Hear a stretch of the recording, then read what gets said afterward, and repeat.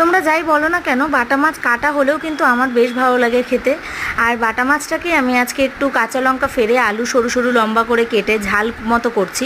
নামানোর আগে আগে অবশ্যই একটু পোস্ত বাটা দিয়েছিলাম। তো প্রথমেই মাছগুলো ভেজে নিচ্ছি, আর ওইদিকে তেলের মধ্যে কালো জিরে ফোড়ন দিয়ে তাতে লঙ্কা চিড়ে দিয়েছি, কারণ লঙ্কা চিড়ে তেলের ওপর দিলে যে স্মেলটা তরকারিতে খুব ভালো লাগে সেটা। তারপর কাটা পেঁয়াজ ছিল, সেটা পেঁয়াজটা হালকা করে ভেজে নিচ্ছি, অবশ্যই আলুটা হালকা করে ভেজে নিচ্ছি নুন হলুদ দিয়ে।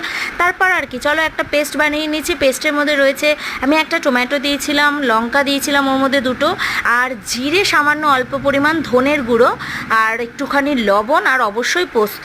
তো সব কিছু ভালো করে মিক্সার গ্রাইন্ডারে ঘুরিয়ে নিয়ে এবার যে মশলাটা রয়েছে সেটা তেলের মধ্যে দিয়ে কষিয়ে নিলাম।